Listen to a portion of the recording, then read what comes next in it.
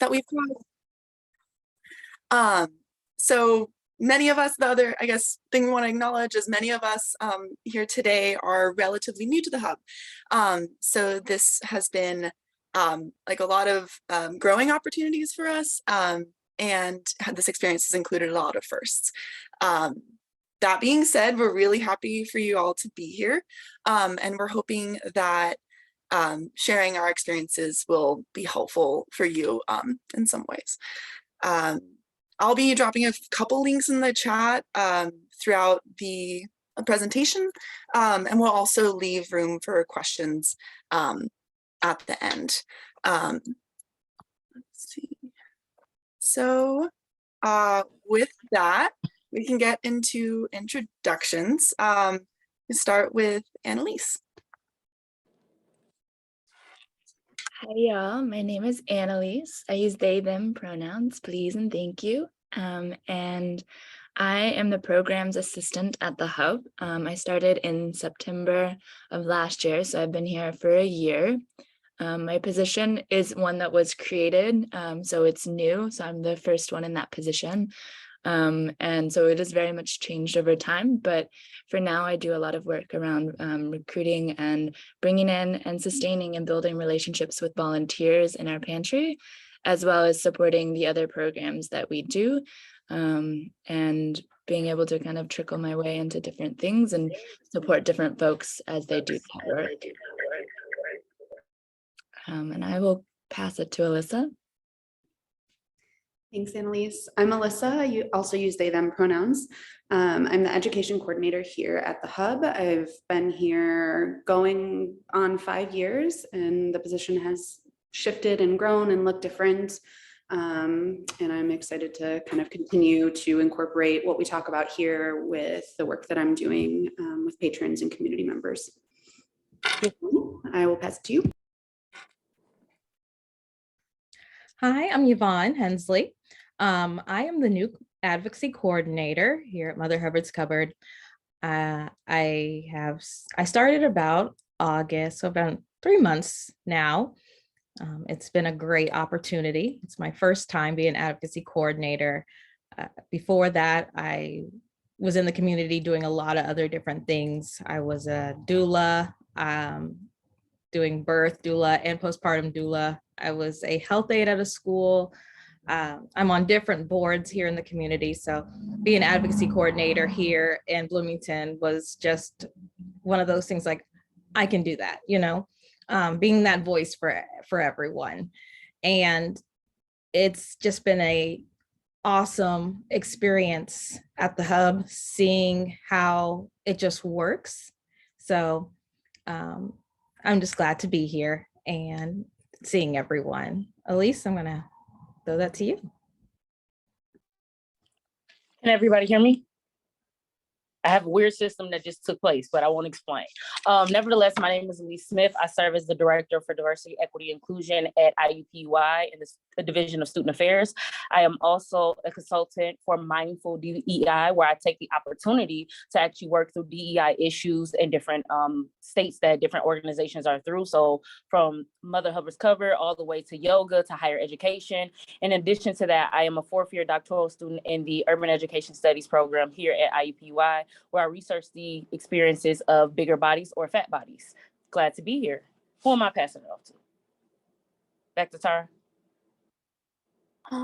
So that concludes our introductions. So we can get right into the questions.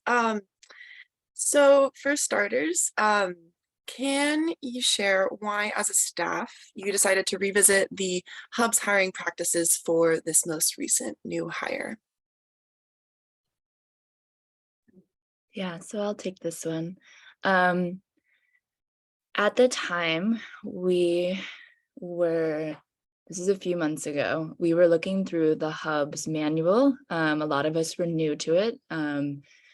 Yeah, I think everywhere from like Evie to Yvonne to our CEO, Megan, and I were all like, I guess Yvonne wasn't there at the time, but we continue to do that work. But we were looking at it and being like, what makes sense now that we are a different group of people. We weren't necessarily the first ones that wrote this manual. There were a lot of things in it that didn't really resonate with our values today. And were a way for us to start to be like, okay, there are things here that can be revised, that we can revise collectively and take a look into. And I think as we were going on, we also had conversations about a lot of different things, including hiring practice. And with, there were myself and then our garden coordinator, Audrey, had just been hired. And both of us had expressed this feeling of that, especially our onboarding process. And I guess I'll speak for mine, felt that there wasn't a very clear way forward, that I came here, and especially with my position was very new, but I didn't have a very clear directive of what was I doing here? How do I start this work? What does it look like to be here? Who are these other folks? I kind of had to navigate that by myself in some ways and ask lots of questions.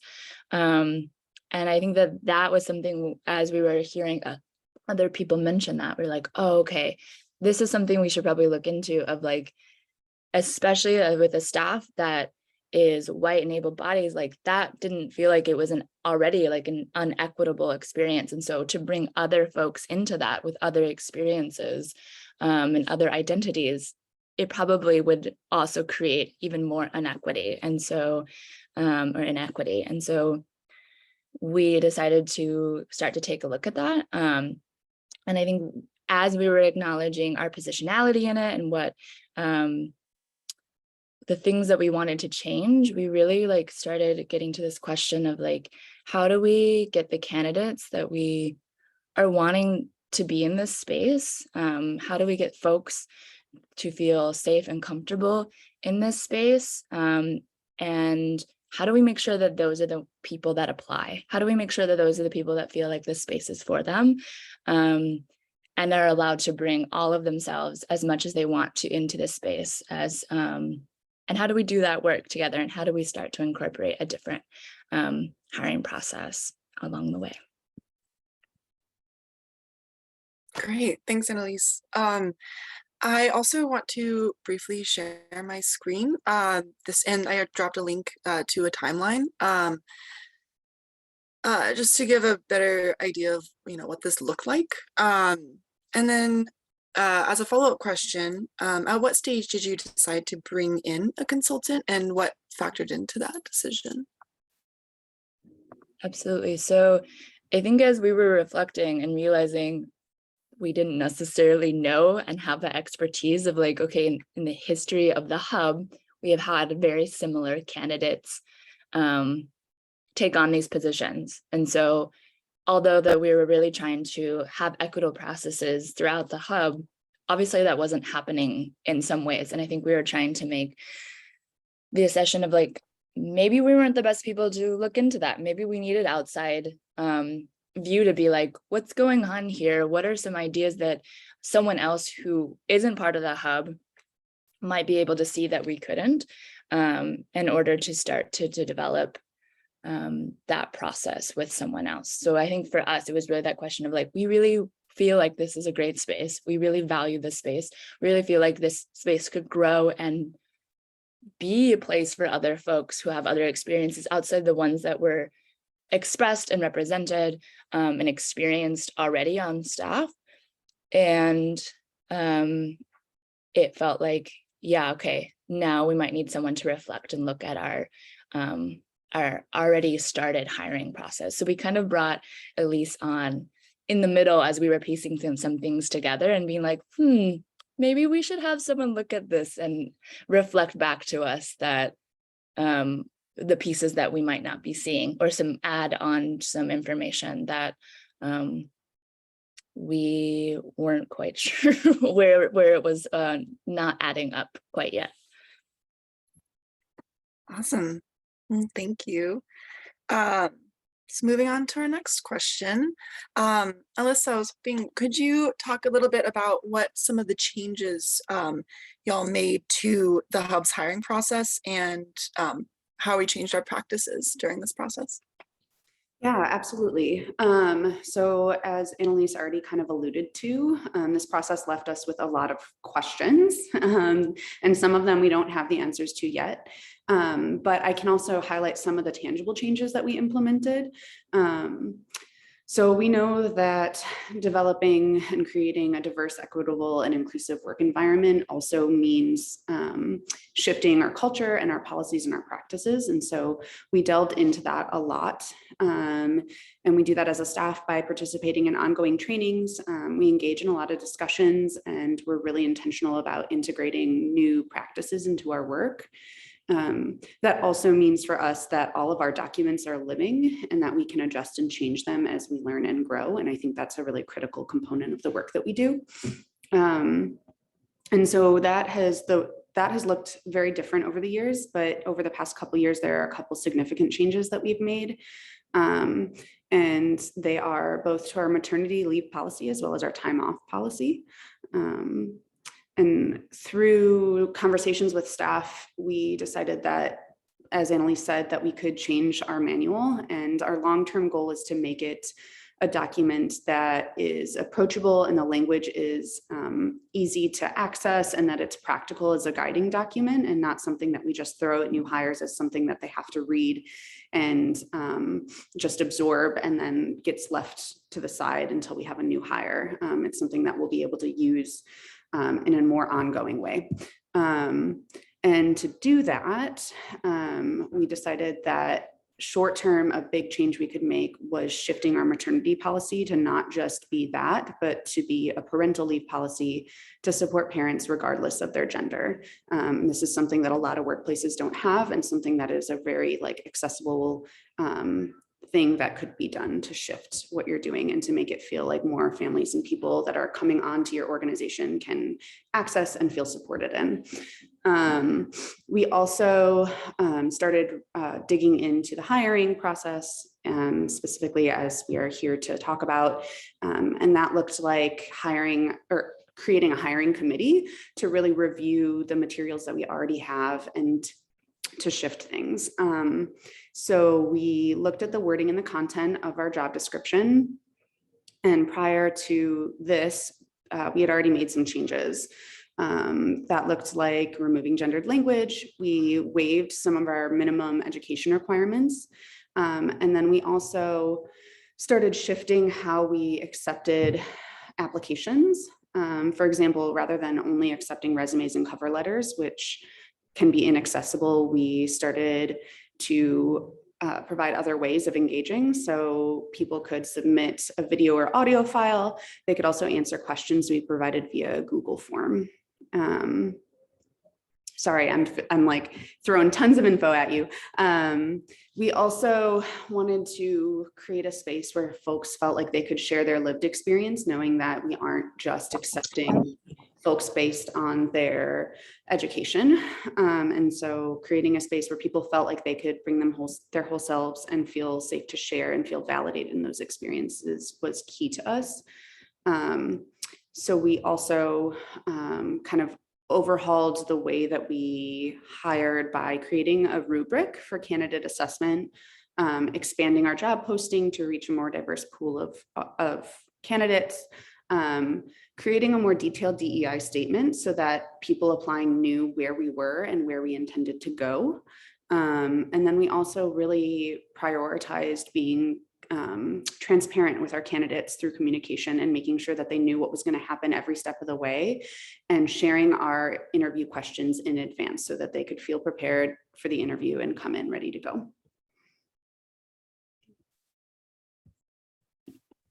Thanks, Alyssa. That was a lot of examples. So I just added a link to a one-pager that we used that kind of highlights some of the changes that we did and where we're at, if y'all want to take a look at that eventually to kind of ground it down. Yvonne, wanted to turn this one to you. Can you speak to your experience moving through the Hub's hiring process? Sure. So when I first saw the application, I loved it actually, because where I got the application was my church. The secretary was like, Yvonne, I have the best job for you. This is your job. And I was just like, okay. And the language on the application wasn't biased. It wasn't something that turned me away. It wasn't intimidating. It was just like, yes, this job is really for me. One part of the language that stuck out for me was when it said, if you have trouble with this application, come in and we will help you. I was just like, wait, what? A business is going to help me do an application? And I just thought that was like the best thing on that application alone. And then having, when I applied, them giving me the interview questions, who I'm going to be interviewing with, even me interviewing, say, what should I wear to this interview? Because like, I wasn't really sure. Or, what do I wear just inside the hub? Like things like that. And being able to get answers back quickly was something that I loved. I didn't feel that I was going into this job interview scared or because you go into some jobs and you are frightened about what you're going to go into. And I felt strong. I felt like, this was a great opportunity. And then the second interview was a great experience because actually I got COVID and I was kind of nervous. I said, is it okay that I do it over Zoom? And right away, our CEO, Megan, was like, yeah. And even after that, she goes, and if you don't feel well, we can even push it even more. And it set the tone of they understand that a family is flexible, that you can't always know what's going to happen. And that was a huge thing as well. And then also going into it, I did not feel that I was being hired because I was Black. That's a big thing for me. I hate going into somewhere and saying, oh, this is why I got hired. I actually felt like I got hired because, all of my experiences, what I can bring to the company. It wasn't because, oh, we need diversity here. We need this token Black person. So it was a great experience, the whole hiring process alone. Thanks, Yvonne. Wanted to turn it over to Ellise. During your experience working with the Hub, what do you feel were the most important and or challenging points for growth? Thank you for that, Evie. I want to actually go back. See, I don't know why it's showing that video, but I want to actually take a step back as to how I was actually introduced to this process. So Evie took my graduate certificate course on Foundations of DEI through the O'Neill School of Public Environmental Affairs. So that let me know that this had some kind of impact and implications on the long run, because she was able to come to me and say, hey, I learned something in this space. How can we bring this to my organization to make a change? So for me, that let me know this was more than just, this one-off one thing. This student who had been in this process with me was able to process that and understand what was the importance of having that information. But to fast forward back to that, once I actually met with the team, had a conversation with everyone, the first thing I love to start off with was the challenges, right? Because we want to get those out the way. We don't want to end on a deficit and make it seem like it was a problem. But one of the biggest challenges was, who was the hub, right? For me, being in Bloomington at one point in time for my master's program, I had not heard of those services. So we wanted to talk about accessibility. Yvonne just talked about how a member of their church actually reached out and said, hey, this is a job we think would be right for you. So about where do we see it? Not on just job postings that are directly connected to nonprofits, but are we looking at affinity groups? Are we looking at different individuals and groups that support these different identities? Where in the city can we access this information? So that was the biggest thing, noticing that accessibility. And then also recognizing who is going to use this. What members of the community? Is there transportation available, right? Bloomington downtown continues to grow, shift, and change. It looks nothing like it did when I was there in 2016 for the first time. I was there a couple weeks ago and I was like, whoa, Where's Bloomington, right? But as you know, as you go 20 minutes north, south, east, or west, that demographic shifts completely, right? We have more of those rural spaces. So who's using this? Who's accessing that? So that was one of my first things, is understanding that challenge of who is in this space, who knows you exist, and how can we share that information? Because at that time, that's going to draw your applicants, because do I see support for identities that I have? What about the intersections, right? When we think about intersectionality, there's no way this morning when you look at this screen, my main 3 forward-facing identities is fat, Black, and woman. Historically, those have been excluded. So would I feel comfortable coming to a space like this if I know, for example, those identities have not been represented? So I think the Hub took the intentionality behind it to say, let me ask those questions and not feel fearful. And to go back a little bit, I know some people may be wondering, at what point do you bring someone else in, right? There's not a perfect point. The thing about it is recognizing where the need is and then being able to move forward, and having Evie be able to tell the team, hey, at this point, I have somebody. That's the best way that you can maneuver through this process. One of the greatest things about working with this team is the intentionality. Nobody took this as a personal shot at their own character, that they needed the support and the help. They took this as an opportunity to say, hey, we recognize we are community facing, people facing, and we want to be able to be the best that we can be. We recognize that we have shortcomings. We recognize that the identity here is predominantly white.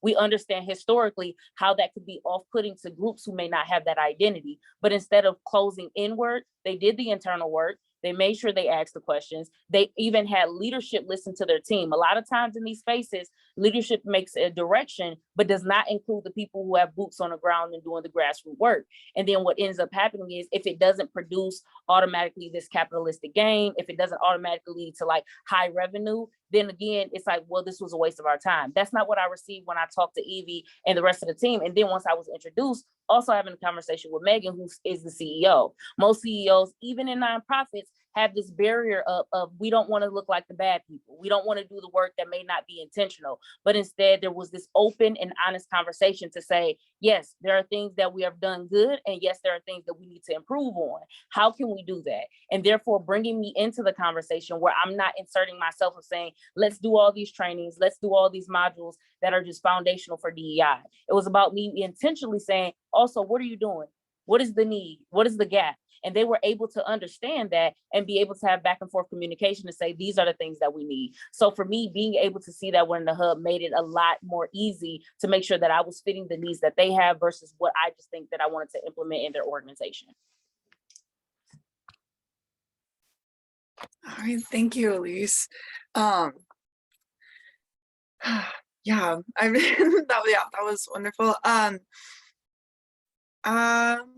Let's see. I guess we can transition from the hiring stage to the actual bringing on of a new staff member. How did staff approach orientation and onboarding, and what were the primary goals for this stage? Yeah, I'll take this one. So as Annalise said, their experience as well as other new staff members was challenging with coming on, and that they didn't feel as supported as they could have. And so we wanted to change that, knowing we were going to bring a new staff member on. So we created an orientation committee. We're really big on working together as a team here at the Hub. Helps get multiple perspectives and do the work in a way that feels good. So we,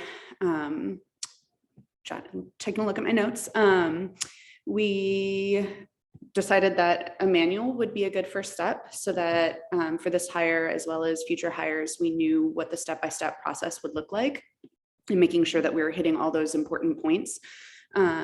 So we created a schedule, and that spanned a week for us to include all the things that we felt like needed to be included. And that was logistics and paperwork, kind of the boring but important stuff, orientation to the space. We also wanted to make sure that there was time. We have a small staff, and we all work very closely together. So we felt like it was important that anybody coming on had an opportunity to meet everyone. So we created time for there to be one-on-ones with everyone. And then we also wanted to make sure that all those like minute details like logins and I don't know how to do social media and all of those points were really touched on during that first week.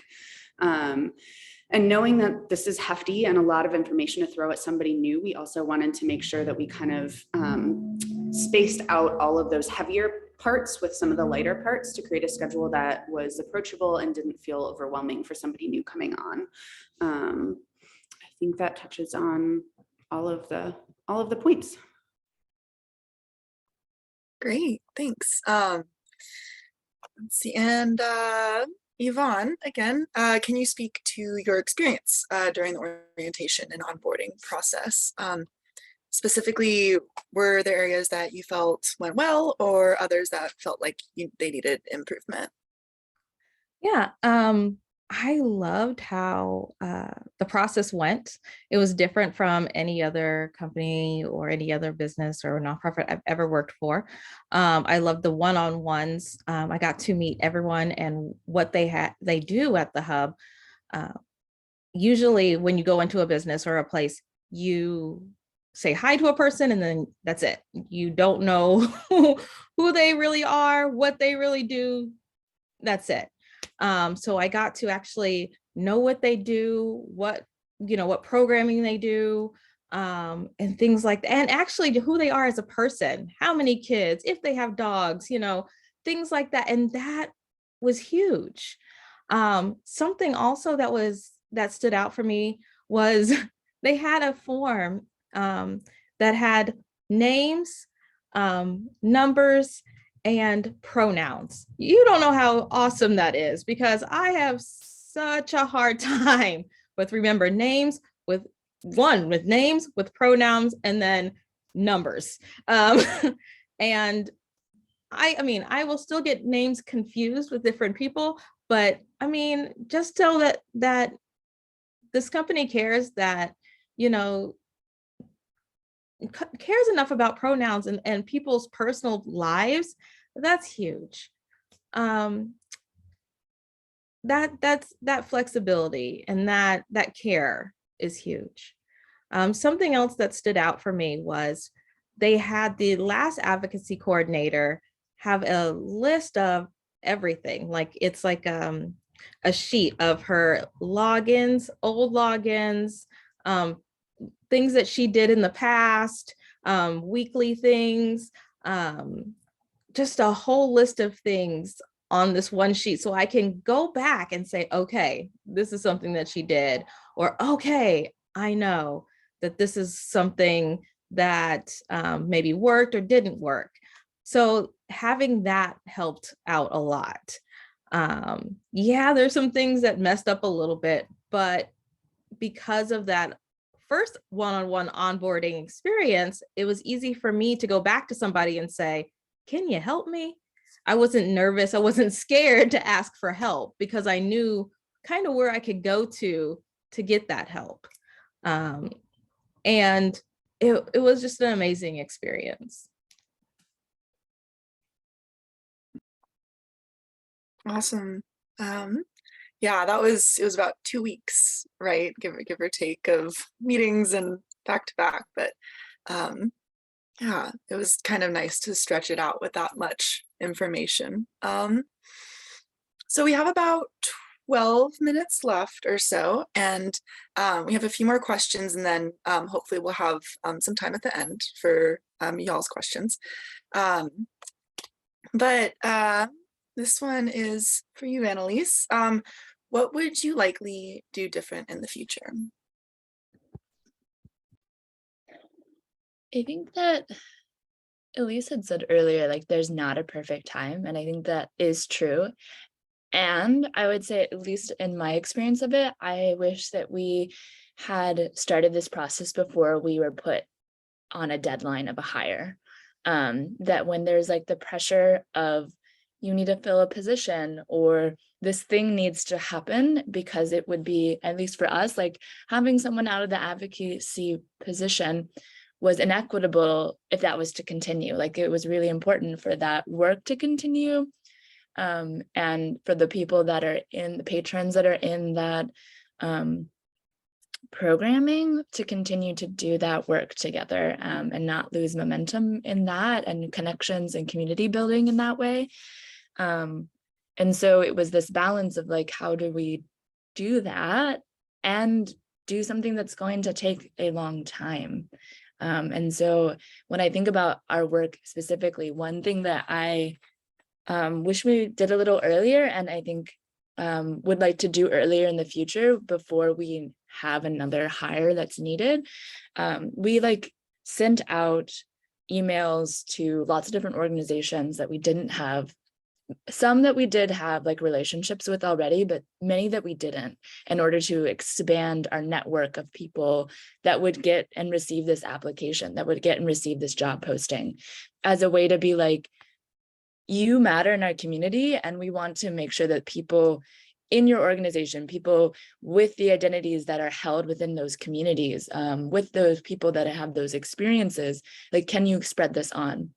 And like Yvonne said earlier, like that worked in the as far as like getting a hire, and there was plenty of organizations that we didn't hear any response to. And I think that there's a wish for me that in the future we really intentionally community build with those organizations, not on a surface level, but as like, I deeply value the work that you do in our community. I deeply value the folks that are within your community, and like, I want to support you first before I ask support from you. And I like can recognize the ways that there is like probably received a little strange that we were like, here, like, we don't have any relationship, please share this with your network. And it's like, well, the best way to community build is be like, hey, I'm here for you. I value you. I really want to be in community with you. I really want to support you. What can I do? And build that relationship before requesting support first. And in that way, then like folks will notice like, oh, you don't just want me for a specific thing and then leave and bounce and be like, I got what I wanted, bye. But actually be like, no, I want to do this work with you. And whether like that like brings people on or not, that connection will be felt, and people will want to be more likely interacting with your organization, more likely be in your space, more likely bring other folks into the hub or whatever organization that you didn't have before. And so I feel like for us and living in our values, that's really important, that we're not just having surface level connections with other organizations, and especially other organizations that are specifically representing people who have historically and today experienced oppression, like folks that are experiencing, like, want to make sure that those are really intentional community building, really intentional relationship building in a way that is creating as least harm as possible for all folks, and giving people voice to like, do they want to work with you? And do like, then also giving them voice to being like, these are the things as I build relationship with you that I notice is not working at your organization and ours, and the experience of like our like folks in our organization or in our community. And then you get to reflect on those things, hopefully as an organization of like, oh, okay, maybe that's why people are not walking in the door, or not like responding to our like applications or our in the way that we were wanting or hoping or wanting to create. So definitely in the future, like really building, maybe coming back to some of those relationships and being like, hey, we truly are here for you. So what do you need for us? How can we work together before hiring again? Awesome. Yeah, thank you. Yeah, we had a spreadsheet with all of the organizations that we wanted to reach out to, and remember that being a point of kind of low grade anxiety of like, who's going to respond? Like, is this okay that we're reaching out to this? So yeah, thanks for speaking to that, Ellise. Ellise, I wanted to turn it over to you. Just as a professional who's worked with a variety of organizations, each starting at their own, their unique place in this process, I was wondering if you had any recommendations for those who are interested in improving their hiring practices. Also, are there any like general starting points or openings to improving equity, including in your onboarding process, but also in other ways as well? Sure. So I think the first thing is recognizing it's okay to not have all the answers, right? I think a lot of times when we look at nonprofits and, you know, the lack of resources that are there compared to other organizations, we feel as though, oh, you know, I should be able to do this, right? I was talking with the team yesterday, and it slipped my mind that in undergrad I got a nonprofit certification certificate, right? So working with nonprofits, seeing where that grassroots starts. So the first thing about it is having a conversation with your organization, right? And that doesn't mean just talking to leadership. That doesn't mean just engaging in those who make the final decision. But what about the individuals, as I mentioned earlier, who are doing the grassroots work, who is going every single day to move this work? And also recognizing where there is a gap in identities, and not to tokenize nor fetishize these individuals. Like Yvonne said, she didn't feel like she was just selected because it wanted to meet a diversity quota. Because at the end of the day, what's going to happen is your turnover is going to speak for you. Your turnover is going to speak for everything that you have if those individuals do not feel like they're supported within your organization. A part of that is also creating a diversity strategic plan. Now, I know for some individuals, that's like, whoa, that's a lot at that process, and you sometimes even need to hire somebody. But you could even start with a SWOT analysis. What are your strengths here? What are your weaknesses? What are your opportunities, and what are your threats? And that can be a space where you can look internally. The first thing I did with this team was ask them, what are your identities? How do they feel supported? How do they also feel excluded? Because a lot of times what we'll do is we'll say, let's take racism, for example. We'll say, hey, this is racism, right? We all can agree to some extent that this is a problem. And a lot of times people want to disassociate themselves from that by saying, I'm not a part of that problem. However, systems, no matter what you talk about, isms and phobias, they're made up of individuals. So if each and every one of those individuals perpetuate that by being silent, when you have, you know, colleagues that are voicing their concerns, and you kind of turn away from those different things by not understanding language, by not understanding what their experiences are, what you do is you perpetuate those same systems that you swear that you're not a part of. So it's not about us looking at the system as a whole. It's about doing that internal work and looking at the individuals that make up the system. That's each and every one of us. So the first thing that I will tell any organization when looking at DEI work is find someone who's going to be able to challenge you first before they challenge the system that you all are in. Because you all operate in some kind of way in some oppressive system that most of us did not create.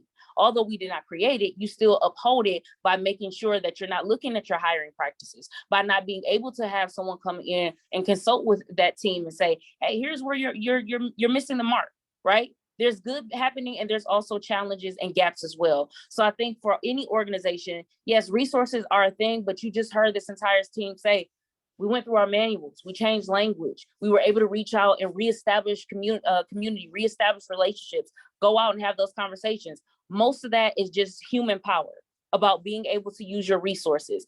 Those are low stakes, but those make the most difference for a lot of individuals who step in that space. And then also not being performative.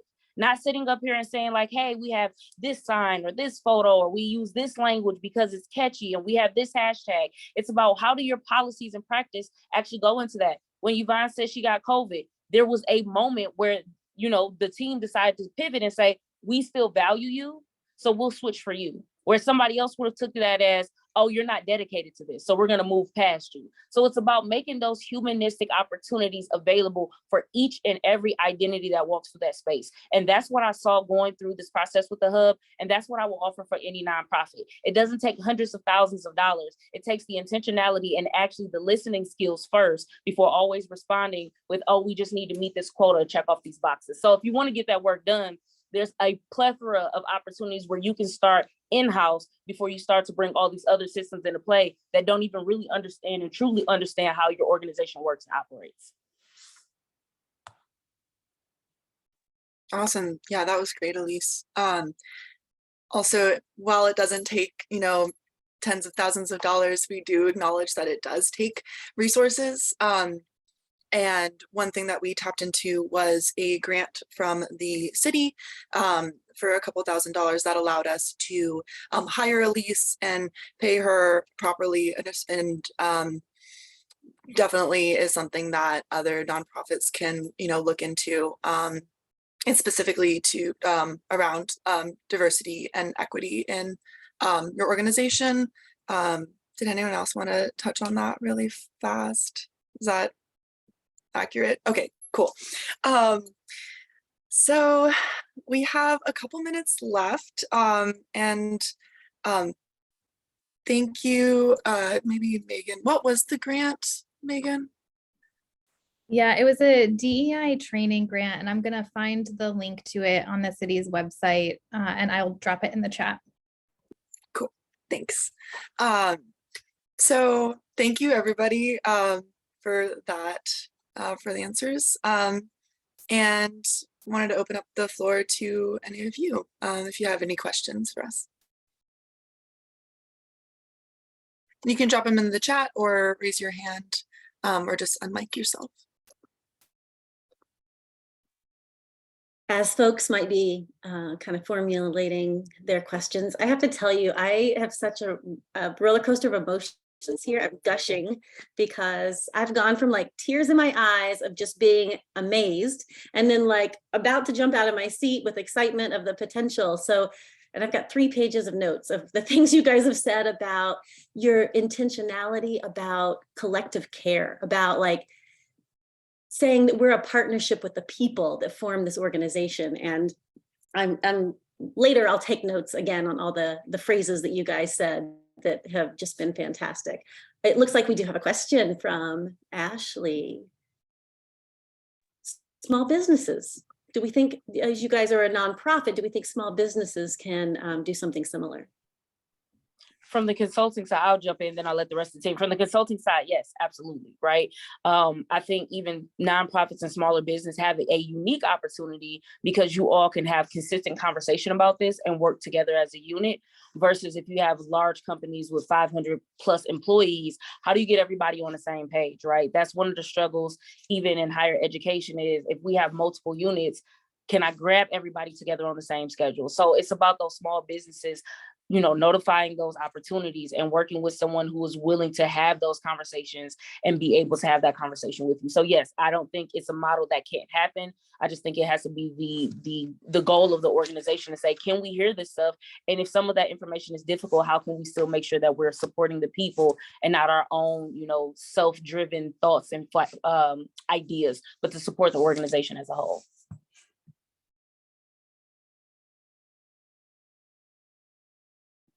I feel like I've benefited. I mean, and again, like I work in a non-for-profit, but I think there's something really important about smaller groups of people when we get to be really honest about what is and isn't working for me. And I feel like that can happen in a business of like, this is what I'm experiencing with my coworkers. This is what I'm experiencing in the world. When I'm really honest about what is working and what isn't, we get to grow those and we're like grow with those things together. And I think that can very much happen when we're honest with each other. And I think that it's even just in the smaller like hiring committee, like I experienced that like, oh, okay, I can like be really honest with you about like, these are my thoughts, these are my ideas, these are my hopes, these are the things I'm kind of scared of. And developing that, I think grows out then that into that DEI work of like, because ultimately I think like Ellise is saying, like it's about that internal, like, how do you feel? What are your experiences? And then can you grow that equity out from there? Thank you, Annalise. You mentioned the word value a number of times, and to show that you're valuing each individual and what they can bring and the partnership that you're forming to work together is quite impressive. I thank you guys for sharing this. I know it's been hard work and to take the extra time to share it with us. We have a number of organizations on this call together, and I appreciate that those of you who came stayed to listen to the very practical details of what they did differently, and then the big picture like motivation to hopefully bring it to your spaces. So we've come to the end of our time here. We do have 2 sessions that they relate, and those are on the Btcc website. So I want to thank you to Mother Hubbard's Cupboard and to Ellise Smith for sharing your experiences and the connections that you guys have made together. We have an evaluation in the chat if you wish to do that while it's on your mind. It'll also be on our website afterwards. For the next sessions, you can go back to how you found us here, back to the Btcc website or the links that you were provided in the email, and we'll post shared information on our website afterwards. So thanks for being here, and I hope to see you again later today. Bye. Thank you very much.